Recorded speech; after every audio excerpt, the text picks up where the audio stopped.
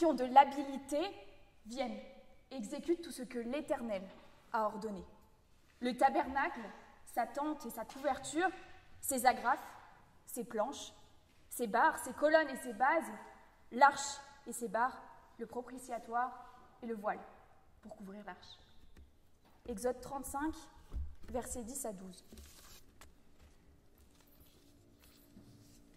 Si Dieu lui-même voile sa présence, qui sommes-nous pour nous dévoiler la nôtre sans pudeur?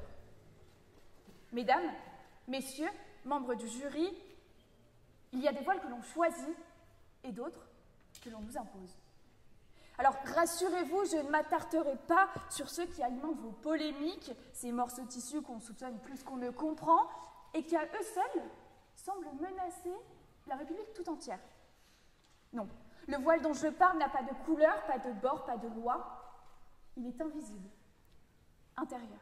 Et pourtant, il étouffe bien plus que tous les interdits. Se voiler la tête, se couvrir le visage, dissimuler ce que l'on appelle la face, comme si elle résumait l'être, alors qu'elle est en réalité qu'un simple écran de chair. Certains y voient l'intimité d'un dialogue avec le divin, d'autres le masque d'une honte. Il y a ceux qui voient de la pudeur, quand d'autres hurlent à la fuite. Mais dans ce geste simple et millénaire, il y a bien plus qu'un bout de tissu. Le moralisateur vous dira que se voiler la face et fuir la justice. Il vous parlera de lumière comme s'il en possédait la source. Il citera David, montant la colline, tête couverte et larmes pleines, mais il oubliera commodément que David ne fuyait pas. Il marchait tête basse, non par lâcheté, mais par fidélité à sa propre douleur. Et comme lui, nous portons le voile, non pour disparaître, mais pour traverser le deuil. Ce n'est pas une capitulation, mais la liturgie du silence. Une langue qui n'a plus besoin de mots. Le voile devient alors l'espace sacré entre le cri et le monde, entre l'effondrement et la survie. Il pèse de toutes les absences qui l'enveloppent. Il dit la mort effacée, le cœur sans tombeau, car le voile n'est ni oubli, ni repli. Il est ce repos temporaire que la douleur exige. Il est ce silence nécessaire pour que la mémoire puisse continuer à battre. Et puis parfois, un jour, il glisse, sans date et sans fanfare. Il se retire comme l'aube sur des mains qui tremblent. Alors, l'antagoniste, inévitablement, confondra face et surface. Il vous parlera de transparence, de déni, de mensonge. Il réclamera la vérité nue, comme s'il en supporterait la vue. Mais la surface, voyez-vous, fait briller l'illusion. Elle charme, elle distrait. La face, elle, redoute Dieu. Elle est nue, elle tremble, elle garde mémoire. Et parfois, cette mémoire est un feu qui prend dans la poitrine, qui vous arrache la voix comme on arrache un cri à un enfant. On croit alors pouvoir l'étouffer, le contenir sous des couches de raison, de retenue, de dignité. Mais non, non.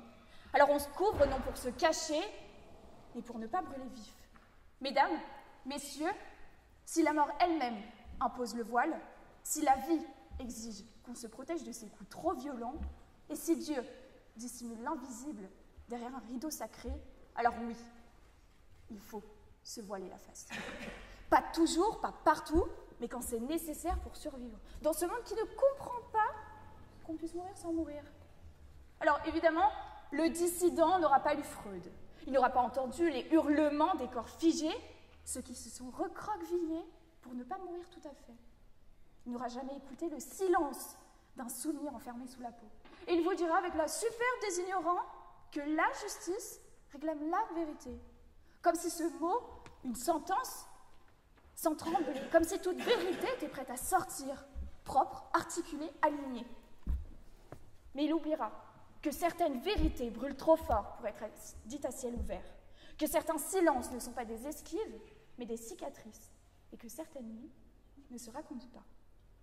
Il oubliera que parfois la vérité ne sort qu'avec des années de retard, qu'elle bégaye, qu'elle saigne encore, qu'elle arrive pieds nus, couverte de cendres, et que ce n'est pas un choix, mais une résurrection déjà bien trop douloureuse. Alors, mesdames, messieurs, ayez l'honnêteté de regarder la peur en face, car vous avez peur, oui. Peur qu'une parole brisée vienne ébranler vos certitudes bien lisses. Peur qu'une mémoire se relève en haillons, mais debout. Peur qu'un silence réveille ce que vous aviez si bien enterré. Alors, je vous le dis, laissez nos silences exister, laissez nos absences parler pour nous, laissez nos larmes couler sans soupçon. Ne jugez pas ce qui a été tu. Ne condamnez pas les mémoires qui reviennent comme des exilés, avec la langue brisée et le cœur battant sous des années de poussière. Ne vous voilez pas la conscience en appelant vérité ce qui est curiosité. Alors, je vous le demande, qui êtes-vous pour en juger? Qui êtes-vous pour faire semblant? À la question « faut-il se voiler la face ?» je réponds que Dieu le fait, la mort l'exige, la vie le réclame.